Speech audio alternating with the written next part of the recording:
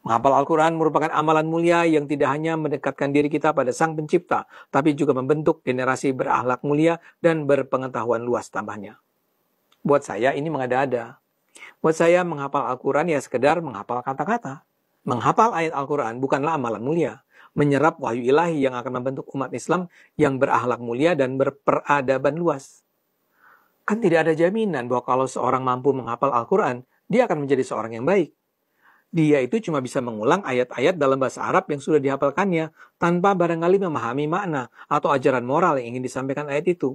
Kalau ada orang yang berusaha menghafal dan mengulang-ulang, tapi merasa kemudian belum cepat hafal, maka biasanya Allah ingin memberikan hadiah dua hal kepada dirinya yang belum tentu diberikan kepada orang yang merasa cepat menghafalkan Qur'annya.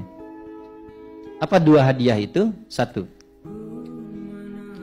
ingin menambahkan pahala kepadanya yang menghapus dosa-dosa yang pernah ia kerjakan sebelumnya, sebelum Allah mudah menanamkan Quran pada jiwanya. Kadang begini, ada orang yang selama ini sibuk terus pengen menghafal, kan? Allah nggak bikin cepat langsung hafal tuh, tapi dibuat dulu berkali-kali, berhari-hari. Nah itu jadikan cara melihatnya begini, kamu kemana aja selama ini, kan? Boleh jadi ada kesalahan-kesalahan yang pernah dikerjakan, kekurangan-kekurangan yang pernah dilakukan. Nah, masih ingat bukankah satu huruf di 10 kebaikan? Kalau orang baca, "Dzalikal kitabu la raiba fihi hudal lil muttaqin", sekali baca hafal selesai, cuma dapat sekian huruf kalikan.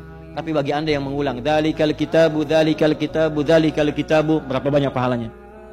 La raiba fihi, la raiba fihi. Jadi singkatnya, kalau ada ayat yang sedang Anda hafalkan, merasa kurang cepat dihafalkan, boleh jadi bukan karena kurang cepatnya, karena inginnya Allah melimpahkan pahala dulu pada Anda sebelum memudahkan Anda menghafalnya.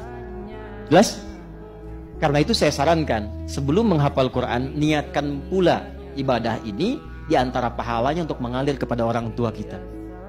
Sehingga ketika kita mulai menghafalkannya, kita menikmatinya. Walaupun terasa agak lambat, pahala banyak mengalir. Mungkin yang diinginkan oleh Allah, cahaya itu mengalir pada orang tua yang telah meninggalkan kita dulu. Paham? Dua, Allah menginginkan kita lebih kuat mendapatkan ayat yang dihafalkan itu, bukan sekedar hafal sesaat dan berikutnya hilang. Karena itu biasanya ada seseorang yang ketika diminta menghafal, orang melihat seperti lambat. Padahal di sisi lain Allah ingin menguatkan kekuatan ingatannya, sehingga menajamkan hafalan itu sehingga tidak mudah dilupakan dalam hidupnya. Al-Quran menyatakan sabat yada abi rahabil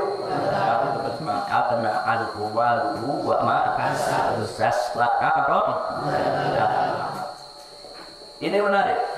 Abu Lahabnya masih hidup, dakwah Nabi masih berlangsung, tapi Al-Quran sudah memvonis Abu Lahab tidak akan dapat taufik hidayah.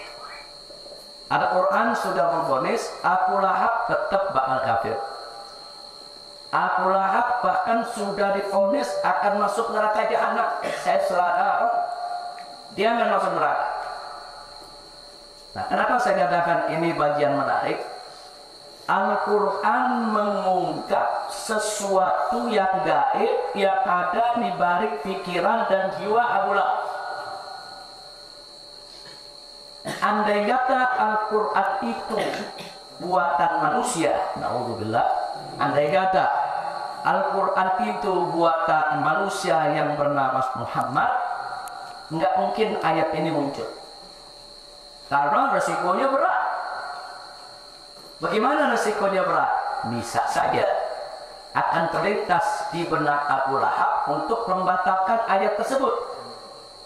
Jadi begitu ayat itu turun bahwa Abu Lahab itu kafir, pasti masuk neraka, dan nggak akan masuk Islam. Tahu-tahu besok Abu Lahab pura-pura masuk Islam. Kalau besok Abu Lahab tahu-tahu pura-pura masuk Islam, terus bagaimana nasib itu ayat? Kalau ayat itu buatan manusia akan dicemooh, Muhammad. Artinya Abu Lahab nggak masuk Islam, buktinya masuk Islam. Itu bisa terjadi. Jadi di benak-benak usut orang kafir seperti Abu Lahab itu bisa terjadi. Tapi justru ini begitu ayat itu menyatakan nggak ada terlintas di benak Abu Lahab untuk pura-pura masuk Islam. Sampai Abu Lahab mati dia tetap kafir. Subhanallah. Artinya apa di sini? Artinya menurutkan Al-Quran, yang menurutkan Al-Quran itu adalah Allah. Ini bukan buatan Nabi, bukan buatan manusia yang bernama Muhammad, bukan.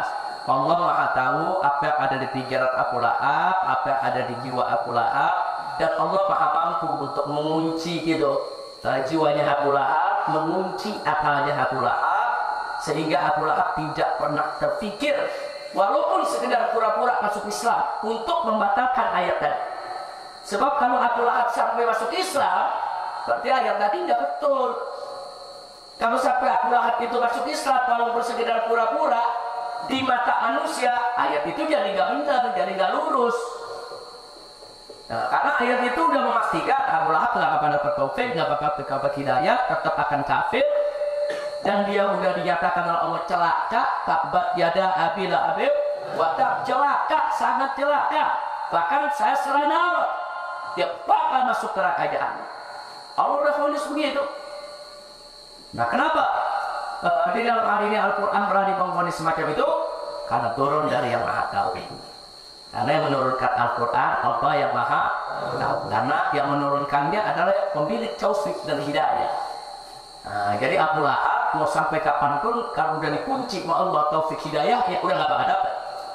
Jadi ayat ini turun menjadi bukti buat kita betapa dasarnya Al-Quran mampu memvonis seseorang, orangnya masih hidup, tapi udah divonis, dipastikan masa depannya dia tidak akan masuk Islam, dia tetap kafir dan dia masuk neraka. Subhanallah. Kira-kira jelas tidak? Jelas tidak? Al-Quran buatan manusia berani nggak dismiss? Tidak berani. Al-Quran buatan manusia nggak berani vonis begitu. Dari mana manusia berani vonis begitu? Waktu besok dia masuk Islam, nggak bisa. Kita aja sekarang nggak bisa mengatakan orang-orang kafir yang ada di sekitar kita boleh pasti masuk neraka. Nggak boleh. Kalau besok beda berhidayah, kalau beda besok masuk Islam, nah, siapa di antara kita bisa memastikan seseorang itu pasti masuk neraka? Ada si A masuk neraka, si B masuk neraka. Nggak bisa. Kalau besok dia masuk Islam. Nah, tapi ini Al-Quran bisa dan mampu melakukan itu. Kenapa? Karena diturunkan dari yang Maha Mampu, yang Maha pemilik taufik dan hidayah, yang Maha mengetahui isi hati manusia, yang Maha mengetahui apa yang terlintas di benak dan di akal manusia. Dialah Allah Subhanahu wa Ta'ala. Sampai di sini jelas? Jadi ini sekedar satu contoh dulu sebelum kita masuk yang berikutnya, betapa Al-Quran itu mampu meningkat baik pintu sejarah masa lalu atau sejarah saat diturunkan, bahkan sejarah yang akan datang, sehingga bisa kita katakan Al-Quran ini sudah tembus dimensi. Zamannya belum datang, Al-Quran udah vonis. Zamannya belum datang, Al-Quran udah cerita. Itu namanya sudah menembus dimensi. Alhamdulillah. Nggak ada kita selain Al-Quran yang seperti ini, nggak ada.